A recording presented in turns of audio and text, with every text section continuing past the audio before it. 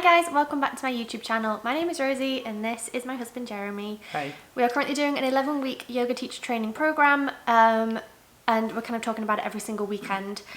Now if I look like I've been crying, it's because I have all day. It's been a very emotional day. But the thing about this program is that it's not kind of a traditional 200-hour where you kind of just talk about the yoga poses and kind of the history of yoga and all the rest of it. We talk about lots of different social issues as well, including things like ableism, racism, white supremacy, and today we were talking about eating disorders. So we flowed a little bit this morning. We had a practice for about an hour. Yeah, we had a Ashtanga practice. It was kind of like a Ashtangish, like you said. Ashtangish, like an introduction to Ashtanga. So it wasn't Ashtanga like properly. It was just kind of doing lots of sun salutation A and B, and then kind of some of the movements were different and the breathing work was different. So that was good. Not my thing, but I enjoyed the rhythm of the sun salutation A's and B's. Like I like just going fast because I feel like sometimes it can be quite slow. Yeah, it's a good rhythm and it's a good workout, and I guess also if you know the sequence and you can just do it without thinking about it, like because we didn't know it. It was the first time, so we were guided, so we were, But it was interesting talking to some of the other people that do it on a regular basis. They were saying it's quite a meditative yoga because you know what you're doing. You just do it over and over and over again. So you can kind of be lost in your thoughts rather than thinking about the pose that you're doing next. So it's something I'd like to try again, I think. I enjoyed it. It's just weird because you're going from being seated, and I don't know, you need to just bend over to have like a stretch on your leg. You're supposed to go through a whole vinyasa, like chaturanga, up dog, down dog, to go back to the same position you were 2 seconds before. So it's a lot of activation and push-ups and everything. The idea is just to keep the body warm, so it is physically challenging. We felt a little bit lost.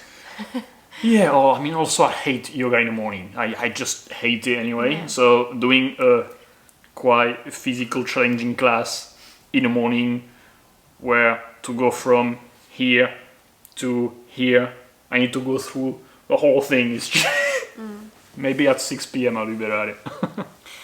And then we talked about eating disorders for a couple of hours and about kind of different eating disorders and what can cause eating disorders and, you know, stereotypes and statistics and all these kind of things. And it was really, really interesting. But it brought up stuff for me because I think I had an eating disorder when I was younger. So then we kind of spoke about that before lunch, and then during lunch for about 20 minutes I was just crying and kind of processing what she'd talked about a little bit. What did you learn about eating disorders? Because you didn't really know like beforehand. Yeah, I'll have to go through the presentation again because it was quite quick and a lot of information to process, but it was interesting. Like I only knew about the like bulimia and anorexia, that's right.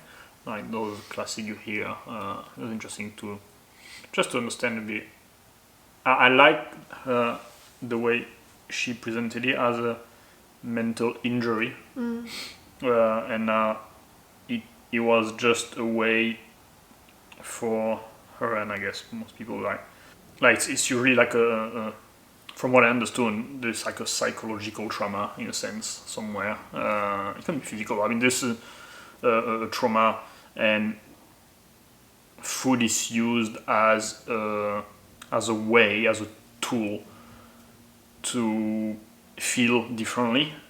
Like she was saying, for example, like about feeling full because she was maybe lacking of something.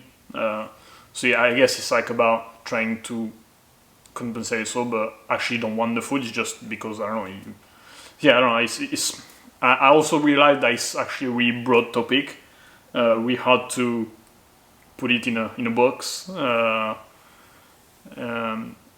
But yeah, I like to go through the presentation because some numbers were insane in terms of how many people have it, how it's impacting some minorities, and the whole link, like we were talking at the end in general about like the social side and the food side, like how what's interesting being people.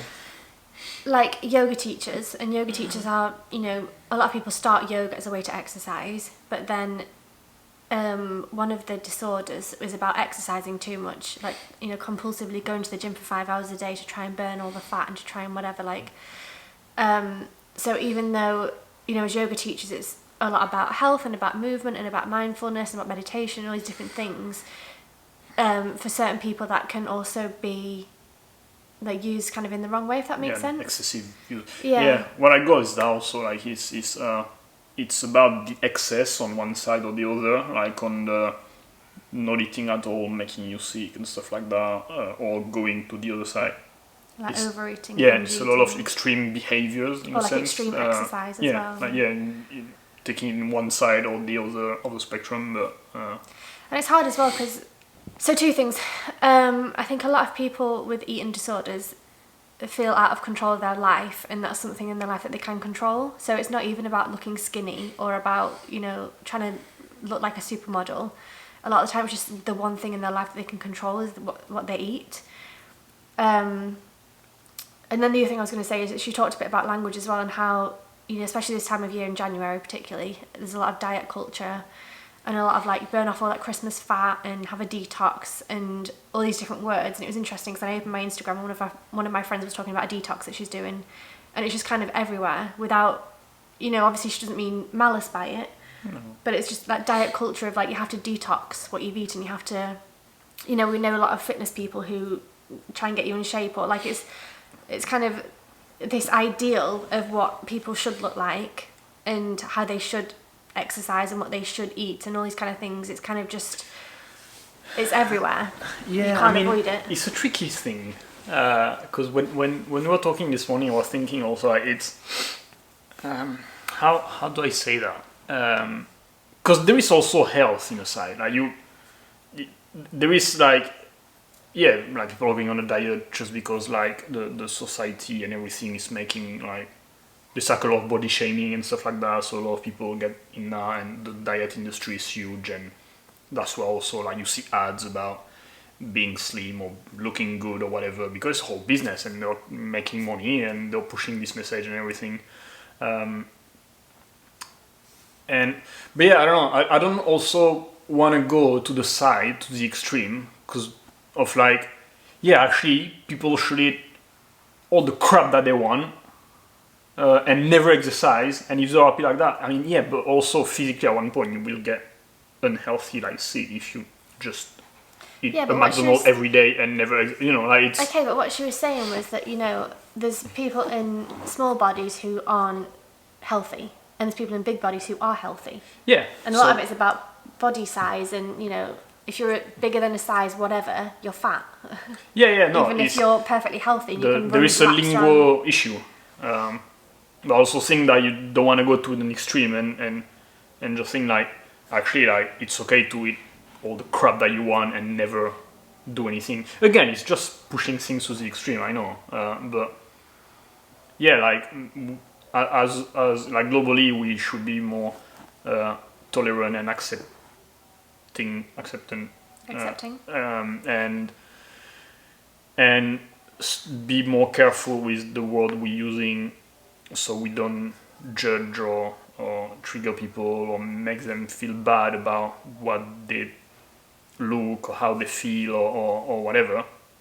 That's what business is. Business is built to make people feel bad about their bodies, and make them buy fit tea, or make them pay for a personal trainer, or make them go on a detox or a cleanse or a diet or fasting, or it's just business. Yeah, no, I know. It's business. No, but what you get what I mean. Also, if you go this way now, I don't like, this is wrong. So the right way to think about it is like everyone can eat everything they want and do the level of exercise they want. I don't want to go to also the other extreme, because that can also lead to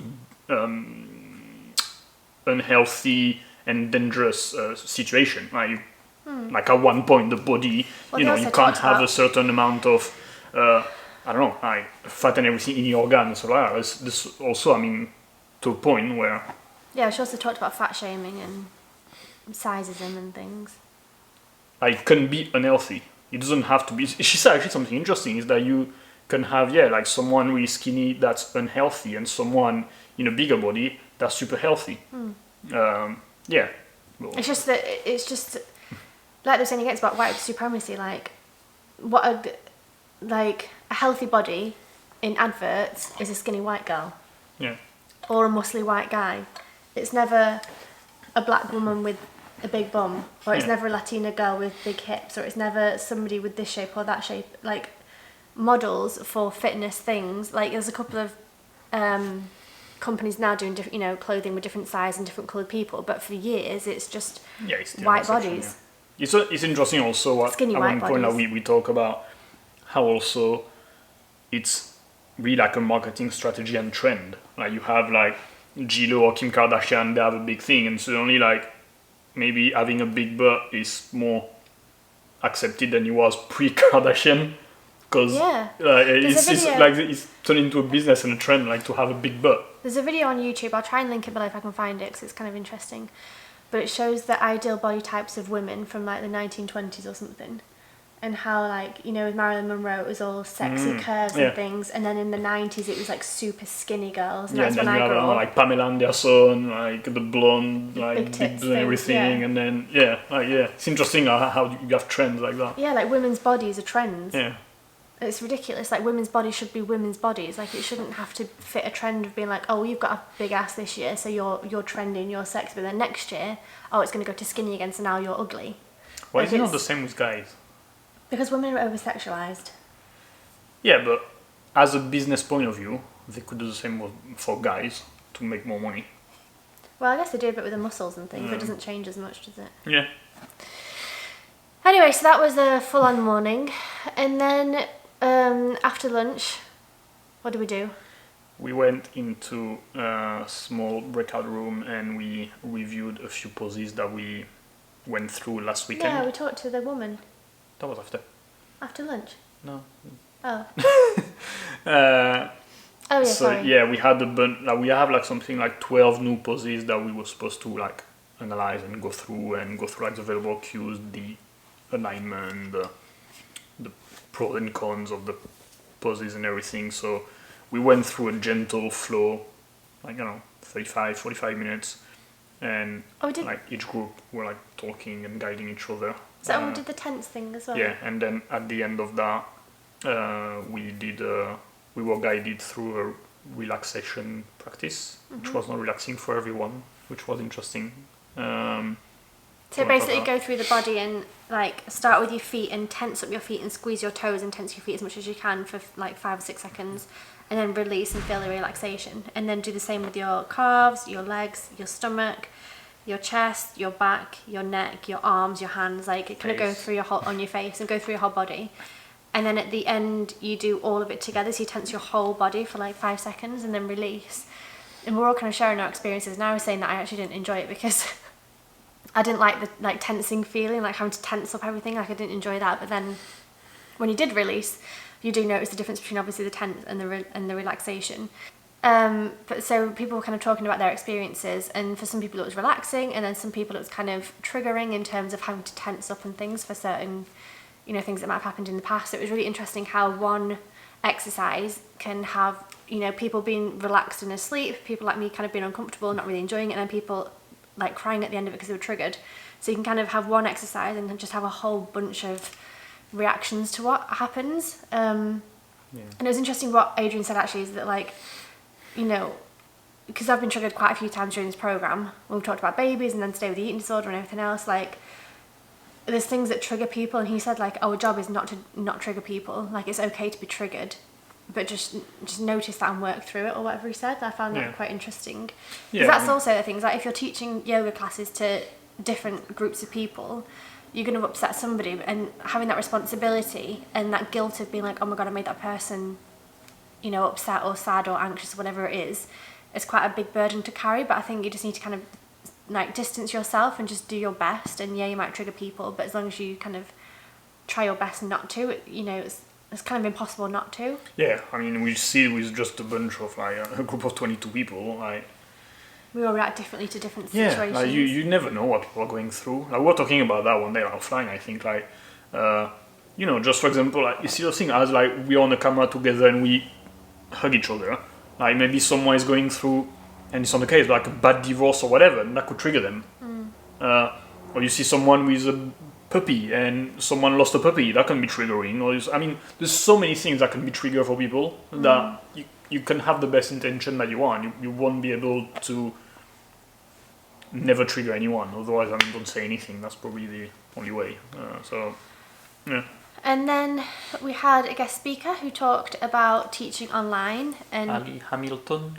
And how to kind of, so she started teaching online in 2009, I think she said.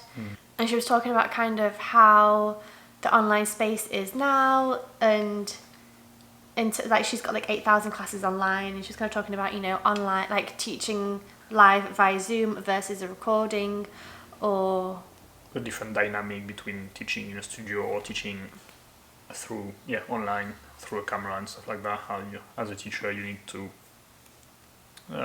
like how you need to bring the energy and about the cueing and it was interesting just to have an idea of the different. It's also weird because we are being taught online. Like we don't have to go through this phase of like you were teaching in a studio before and suddenly you have to make a switch. Like we are in 2021 still in a pandemic and still going through all that. So it's kind of integrated within our. It's normal for us, I feel. So we don't have this jungle in our head to do. And also because we are taking a lot of online class, and we're getting used to it. Yeah. And then after that, we kind of just had some discussions for about an hour. Really interesting. And again, different points of view with different things. Like, you know, someone will say something and then somebody else will disagree and somebody will be somewhere in the middle. And it's quite interesting to kind of talk to different people from different ages, different sexes, different like upbringings and everything else. And kind of everyone has their own perspective on things. And I think it's really interesting to be able to talk about and to be able to kind of learn from each other. And then someone brought up the exam and asked what would happen in the exam. And he kind of said it's probably going to be a written exam and then maybe do some teaching. And well, the exam might be multiple choice. And then so I started freaking out. So I said to him like, okay, I'm dyslexic. So is it going to be extra time because I struggle with like reading and comprehension and things. And I started crying. So I had to move the camera onto Jeremy because I was too busy crying and I didn't want to cry in front of everyone. And then somebody else started crying and it was just, and then I just didn't stop crying then. So I've just cried this morning from the eating disorder things and I cried this afternoon from that. And it's just been a bit of a day. But I think the thing with me is with the exams, because I'm dyslexic, I find it hard to kind of read a question and understand what it's asking me kind of thing. And at school, I was always just thought I was stupid because I kind of got low marks, even though I wasn't stupid. And like I always felt rushed and I never quite finished the questions because I didn't have enough time and everything else. And I remember like I'd sit in exams and I'd just read the same question literally for about, I don't know, half an hour or something, just trying to understand what the question meant because I was so scared and panicked that I just couldn't answer the question because I couldn't understand what it was asking me. And so obviously I didn't finish the exam, so I didn't do very well. So I was just worried about that because I don't want to have to spend like, I'm getting upset again, but I don't want to have to spend like 3 months learning how to be a yoga teacher and then not be able to do it. Well, so basically it's not an evaluation, it's more like an assessment. There is an exam, but it's more like to assess where we are and what we got and what we are not getting that much. So I know, for example, for me it's going to be the whole chakra, spirituality, bullcrap. Don't say bullcrap. I'm just not going to get, or I might do because it's, I mean, a multiple choice, I might be able to get it right. But yeah, and some people it's going to be other things. I think for me it'd be like anatomy, like knowing certain bones and muscles. Oh yeah, all the sounds Sanskrit. Yes, but I think the way they presented it now, I guess, do you feel better about it? Like yeah, I feel better about like the thing that scared me about that was having a time restrictment, like, you know, saying, oh, it's only going to be an hour. Yeah. And what if I need an hour and a half because it takes me like no, half an hour but you can't extra. fail. That's what I mean. It's not you. No, that's better, and I think I prefer the fact that we're not going to have to teach the whole like an hour class for 25 people. I'm going to run out of battery, so let's be quick. So the fact that I'm not going to have to teach 25 people an hour class also helps. We can either submit a video or maybe we'll do like small groups. That's kind of settled me a little bit. And also the fact it's multiple choice is obviously better than having, I don't know. Yeah, you're great at teaching anyway. Okay, that's the end of day 1. We'll be back tomorrow with day 2. Sorry about the crying and the mess that I am today, but it's just life, isn't it? See you tomorrow. We'll be back tomorrow. Hi guys, so it's Sunday and we've just finished the yoga today. We're actually filming this on the Sunday, which makes a change. We have a dog here at the moment. We're dog boarding, so you might hear some growling and some stuff going on. He just wants to play the whole time with this thing, so just bear with us with that. But we just finished our yoga today, so that was the end of week 7. And this morning we had Andrea. I never know if it's Andrea or Andrea. I think it's Andrea with her. Sounds exactly the same to me what you just said, so yeah. Andrea or Andrea? Yeah, that one. I think it's Andrea. She did a really good flow this morning. A good workout, wasn't it? Yeah, again. Morning yoga.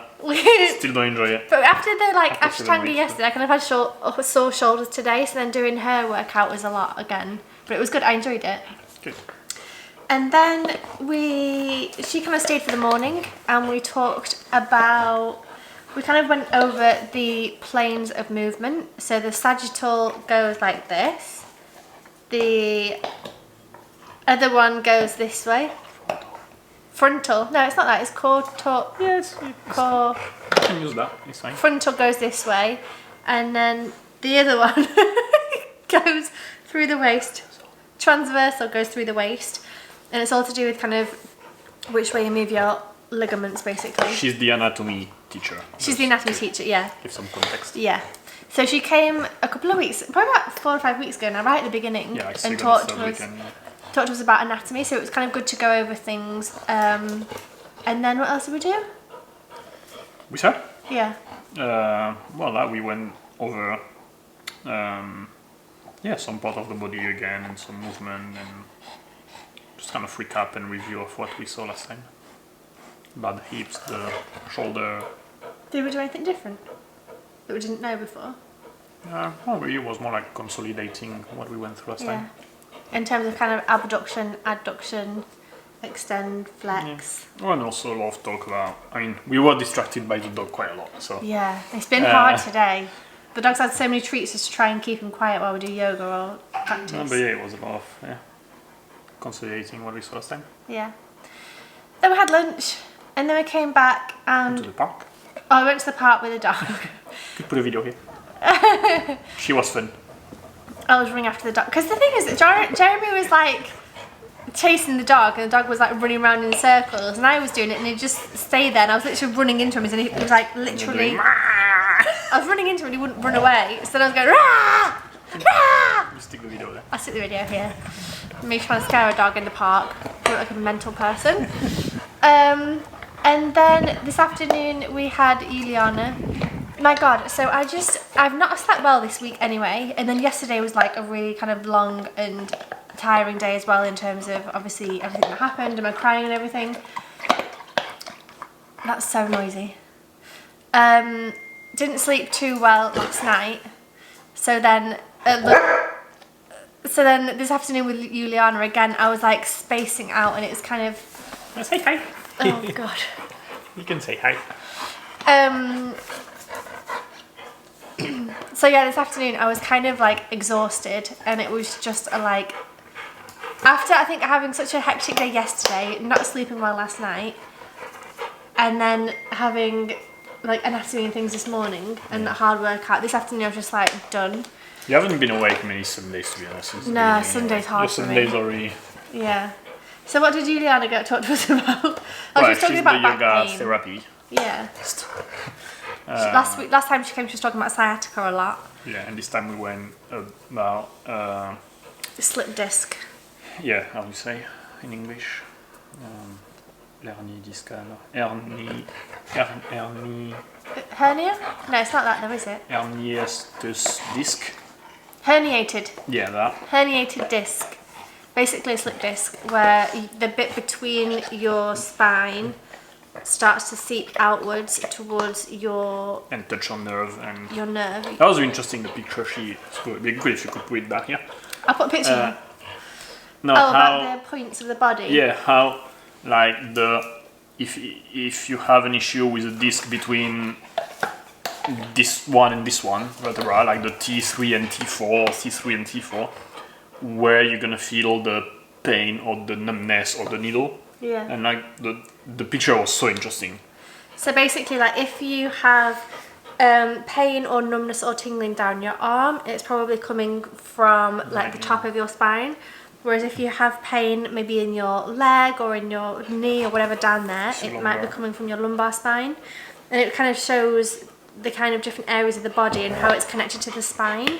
So oftentimes, yeah, because I didn't know that. I didn't realise it could be related to the spine. Because I think oftentimes people think, oh, I've got a sore, my hand feels weird. It might be something to do with my hand or maybe my arm or maybe my elbow.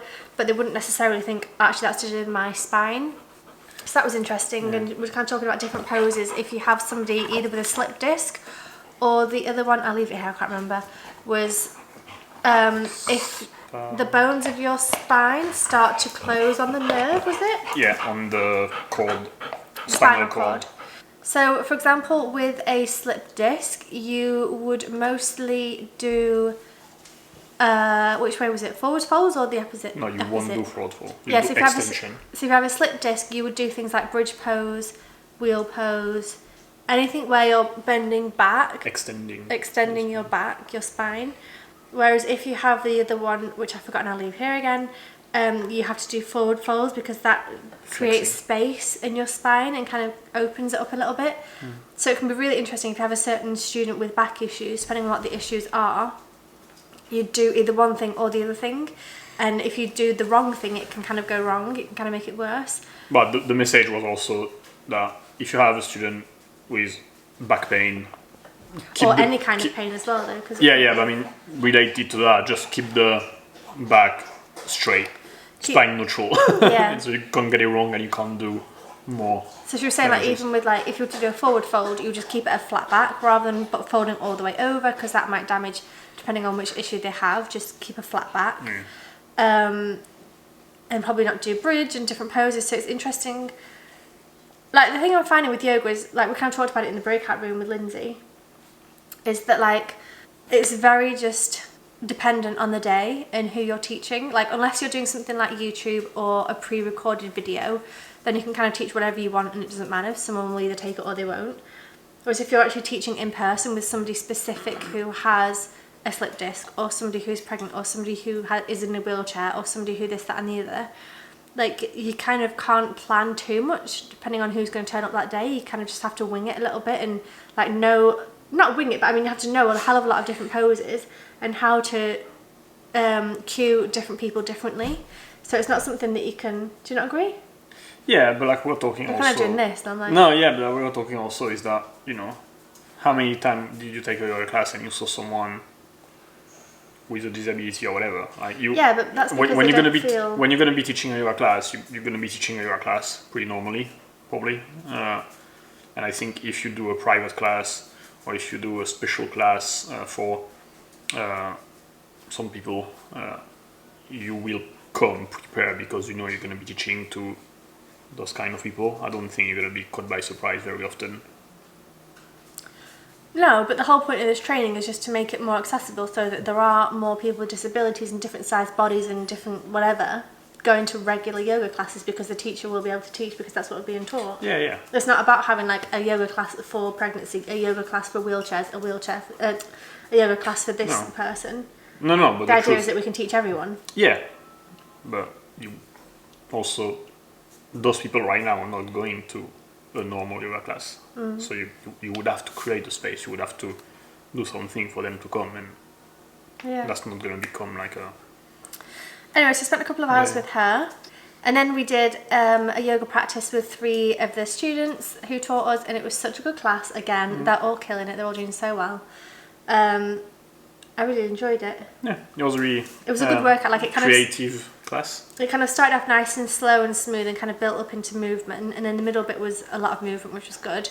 And then it went back down into like a slower pace again, so it was really lovely. More like a power yoga, but yeah, what was cool. What was cool is that they went really outside of the basic flow we are being taught. The dog's moving the tripod, sorry. Yeah, it wasn't just kind of like the base, like the mothering sequence, yeah. So it was really like a creative class. One of them is already a teacher, so I think that helped. So yeah, it was just different to do something a little bit different and with new poses and I think they did extremely well, mostly. Yeah. I don't think we filmed it, did we? Yeah, I did. Oh, you filmed it? Okay, well Yeah. that will have been here then. Yeah. Puppy loved it. Oh, yeah. Oh my God. I So because guess we've had the dog all day, we've had to give him treats to try and settle him down, and we'll be like doing Warrior 1 and he'll lay on the mat, or like try and eat your hair this morning. That was hilarious. He was like eating your hair. So it was God, it's been a weekend. Again. I mean, it's amazing, but it is exhausting. So that's it for weekend 7. We'll be back next Monday with a brand new episode. We're doing this every kind of single week. So make sure you subscribe so you can watch our whole journey. I also hope to upload yoga classes on my YouTube channel as well once I'm finished. That's going to be beginning of April then. Yeah. Because we are graduating on the 21st of March. I don't know if I'll do it this first week. Yeah, so no. Yeah, so I might need beginning a week of or two April. yeah. So very, very soon you'll be getting yoga with Rosie classes. So make sure you subscribe for those. Give this video a thumbs up if you enjoyed it, and we'll see you next week with a brand new episode. Bye. Bye.